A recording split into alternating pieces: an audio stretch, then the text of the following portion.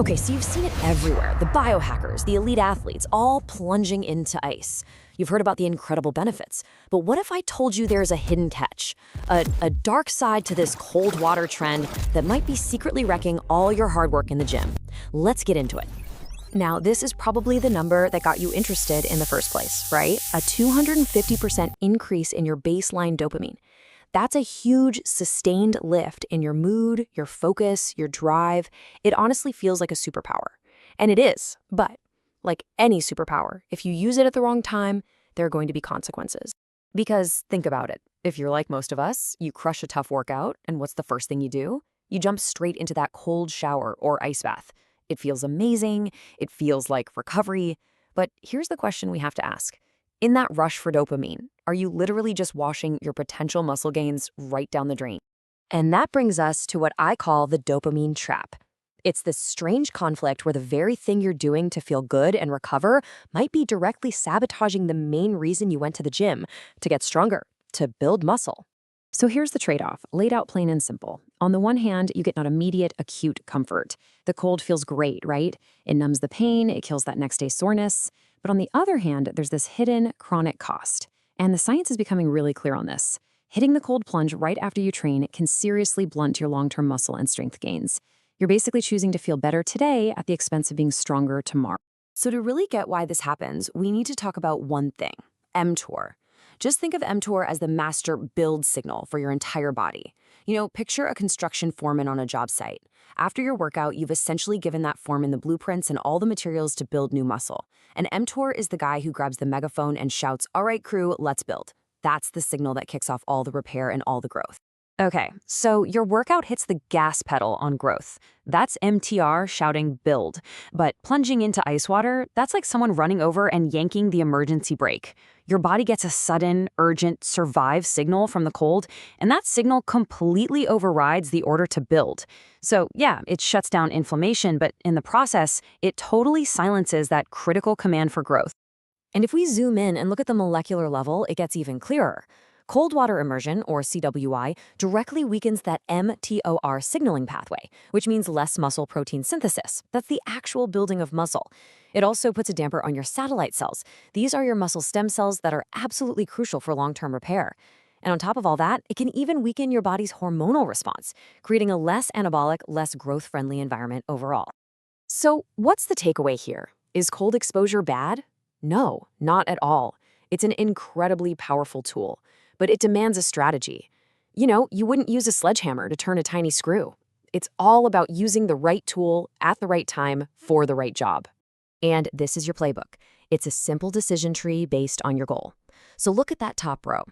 If your number one goal is maximum muscle and strength, you absolutely have to wait at least 4 to 6 hours after you train. Or even better, just do it on your rest days. But now, check out the second row. Let's say you're an athlete in a tournament and you have to compete again tomorrow. In that case, yeah, you plunge immediately. The priority there has shifted. It's about minimizing soreness so you can perform, not long-term adaptation. It's all about making a strategic choice. Okay, so you've decided when to do it. Now let's talk about how to do it right.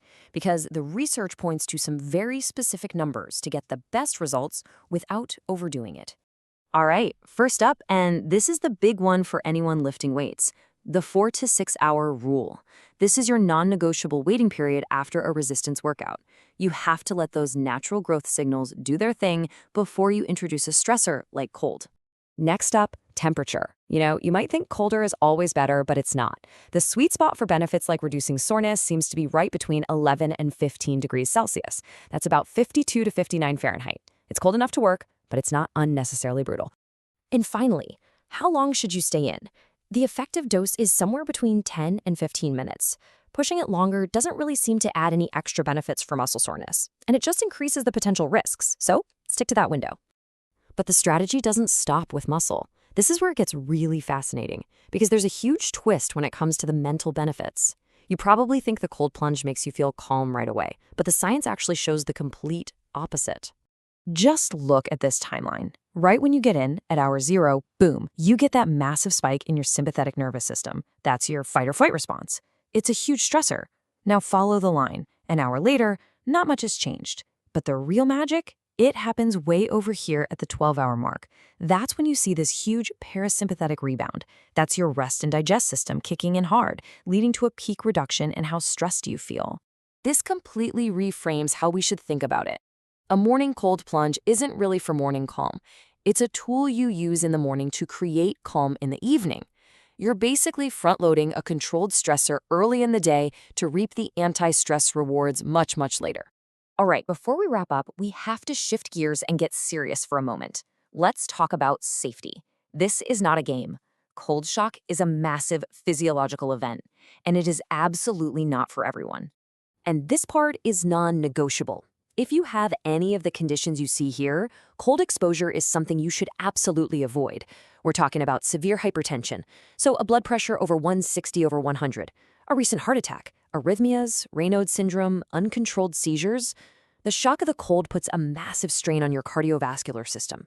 If you have any doubt whatsoever, please talk to your doctor first.